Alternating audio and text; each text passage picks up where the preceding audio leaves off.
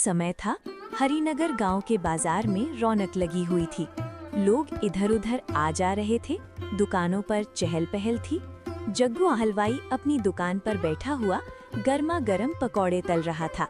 कढ़ाई में चाशनी उबल रही थी। बिगड़ी बनाए सबकी, ऊपर वाला रखे सबको, जो करे दान गरीब को, ऊपर वाला दे उसको। भगवान के नाम पर मुझे कुछ दे दो भैया, कुछ तो दे दो, भूख लगी है इस बाबा को, दे दो। आवाज सुनकर जग्गू की नजर सामने पड़ी। एक बूढ़ा भिखारी खड़ा था। उसके हाथ में एक रस्सी थी और उसी रस्सी से एक बकरी बंधी हुई थी। अरे कौन है वे तू? मैं भिखारी ही। अरे हाँ, ये तो तेरी शक्ल से दिख रहा है, लेकिन तू हमारे गांव का तो है नहीं। आया कहाँ से है? भिखारी कुछ नहीं बोला। वो चुपचाप जग्गू को देखता रहा। इतना कहकर जग्गू ने एक सिक्का भिखारी की ओर बढ़ा दिया। भिखारी ने हाथ बढ़ाकर सिक्के को ले लिया। अगले ही पल अचानक जग्गू की कढ़ाई पलट गई। सारी गर्म चाशनी जमीन पर फैल गई। चाशनी के छींटे जग्गू के पैरों पर पड़ गए। अरे अरे दैया, मैं तो मर गया रे, मैं तो मर गया। बुरी तरह से जल रहा है, ये कैसे हो गया? अरे रे। अरे चल तू दफा हो जाए यहाँ से। आइंदा मेरी दुकान के आसपास भटका तो इतना पीटूंगा कि बरसों तक तेरे शरीर पर नील पड़े रहेंगे। मनहूस भिखारी कहीं का। 25 साल हो गए मुझे दुकान पर बैठते हुए, लेकिन आज तक चाशनी की एक बूंद तक न गिरी मेरे शरीर पर। जैसे ही तेरी ये मनहूस शक्ल देखी मैंने, पूरी की पूरी कढ़ाई गिर गई। रे। पूरा पैर जल गया तेरी वजह से। आसपास के लोग इकट्ठा हो गए। भिखारी की आंखों में आंसू आ गए। वो अपनी बकरी को लेकर चुपचाप वहां से चला गया।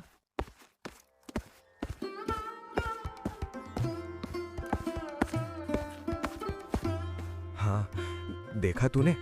देखा ना मुझे किस तरह से उस हलवाई ने अपमानित करके भगा दिया, जबकि मेरी तो कोई गलती भी नहीं थी। वैसे एक बात तो उसने सही कही, शायद मैं मनहूस हूँ, जहाँ भी जाता हूँ कोई ना कोई नुकसान हो ही जाता है। लेकिन हाँ, तू चिंता मत कर, मैं भूखा रह लूंगा, पर तुझे भूखा नहीं रहने दूंगा। हाँ। भिखारी की बातें सुनकर बकरी की आंखों से आंसू बहने लगे, मानो संगीत वो उसके हर शब्द को समझ रही हो। अगले दिन भिखारी अपनी बकरी को लेकर फिर से हरिनगर गांव की ओर बढ़ गया। गांव का मुखिया अपनी बेटी की शादी की तैयारियों में व्यस्त था। तभी वो भिखारी वहां पहुंच गया।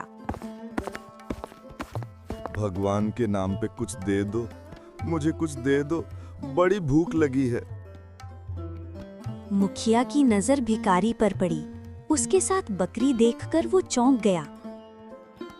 अरे तू एक तो भिखारी है और ऊपर से ये किसकी बकरी लेकर घूम रहा है रे? चोरी कर ली है क्या? किसकी बकरी है ये? ये तो मेरी बकरी है। देखा रे रोहन तूने, ये भिखारी पेट भरने के लिए भीख मांग रहा है, लेकिन शौक राजकुमारों जैसे है। बकरी लेके घूम रहा है अपने साथ। अरे मुखिया जी, कल ही इस भिखारी को जग्गू हलवाई ने धक्के देके बाहर निकाला था। अरे बड़ा मनहूस है ये। अरे हाँ। आज तो मेरी बेटी की बारात आने वाली है। जग्गू हलवाई को तो मिठाई बनानी थी, वो अभी तक आया क्यों नहीं? क्यों रे रोहन, देखा तूने क्या हिसाब किताब है उसका? कितनी बनी मिठाई? तभी जग्गू हलवाई लंगड़ाता हुआ वहां पहुंच गया।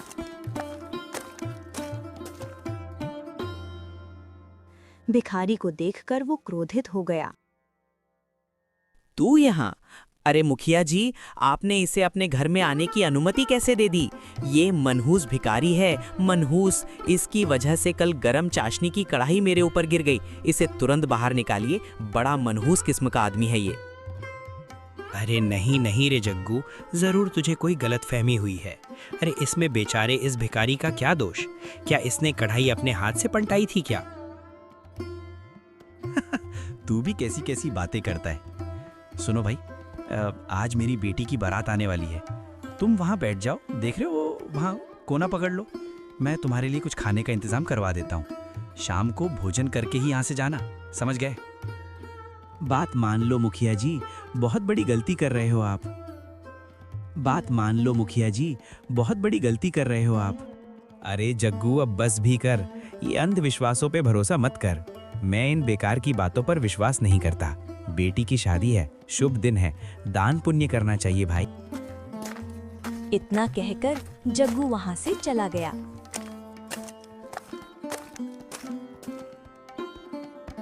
भिखारी मुखिया की बताई हुई जगह पर बैठ गया।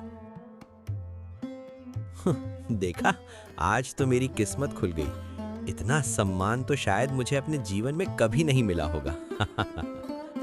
कुछ देर बाद एक नौकर थाली में अच्छा भोजन लेकर आया।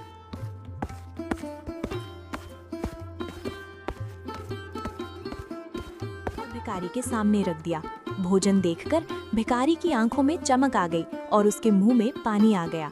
नौकर थाली रखकर चला गया।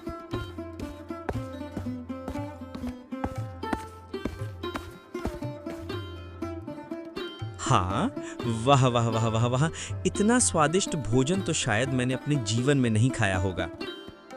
इधर मुखिया अपने घर के अंदर गया और पत्नी शिल्पा को आवाज दी। ए शिल्पा, इधर आओ, इधर आओ। ये बताओ, मंडप सजाने वाला अभी तक आया ही नहीं, कहाँ गया? उसी का तो इंतजार कर रही हूँ। अरे, उसे तो अभी तक आ जाना चाहिए था। कुछ ही देर में बारात आने वाली है और मंडप अभी तक सजा नहीं है। ए बलराम, अरे तू कहाँ मर गया रे? जल्दी से आ। बलराम दौड़ता हुआ मुखिया के पास आया। हाँ मुखिया जी, बताइए ना क्या हो गया। अरे जा, जल्दी से मंडप सजाने वाले के घर जा और उसको झकझोर कर यहाँ लेकर आ। बोल ना कि कुछ ही देर में बारात आने वाली है। मंडप कब सजेगा? शादी के बाद। लेकर आ उसको। हाँ, अभी जाता हूँ, अभी जाता हूँ। मुखिया ने फिर अपनी पत्नी की ओर देखा। अरे शुभी कहाँ गई? वो अभी छत पर गई है। ये सुनकर मुखिया क्रोधित हो गया। अरे आखिरकार इस घर में हो क्या रहा है? आज उसकी शादी है। मैंने कहा था ना कि वो छत पर ना जाए। आखिर वहाँ कर क्या रही है वो? इतना कहकर मुखिया गुस्से में बाहर निकल गया। कौशल्या तुरंत घर से बाहर निकली और छत की ओर देखकर आवाज दी। नीचे आ जाओ, कुछ ही देर में तुम्हारी सहेलियां आने वाली है। जी माँ, मैं अभी आई। अगले ही पल अचानक तेज हवा का एक झोंका आया। शुभी का संतुलन बिगड़ गया और वो सीधे छत से नीचे गिर पड़ी। हाय माँ, मैं तो मर गई। नीचे गिरते ही उसकी कमर में भयंकर दर्द उठा। शादी वाले घर में हंगामा मच गया। चारों तरफ चीख पुकार होने लगी। कौशल्या जोर जोर से रोने लगी। मुखिया दौड़ता हुआ आया।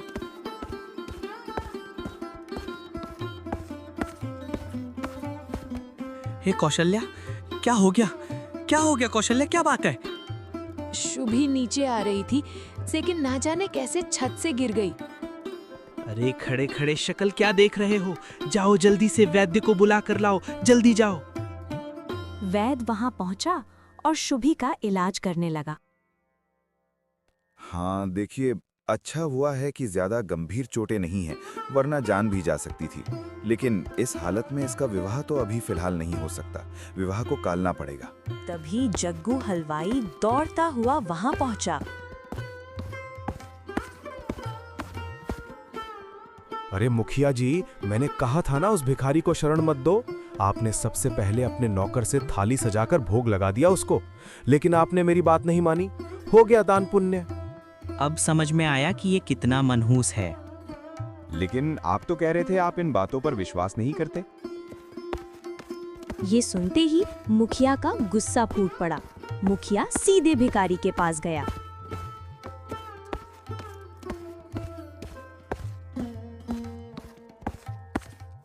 अरे दफा हो जाए यहाँ से। इस घर के आसपास से अगर गांव की सीमा के भी आसपास दिखा तो तुझे जीवित नहीं छोड़ूंगा। मनहूस कहीं का, तेरी वजह से मेरी बेटी छत से गिर गई। अब मुझे उसकी शादी टालनी पड़ेगी। मेरी इज्जत मिट्टी में मिल गई। जरूर तू किसी मनहूस माँ की औलाद होगा या किसी श्रापित माँ की औलाद। अब तुम लोग भी क्या तमाशा क्या देख रहे हो? इस भिखारी और इसकी बकरी को गांव से धक्के देकर बाहर निकाल दो। इसके साथ जो बकरी है वो भी मनहूस होगी। निकालो इसको।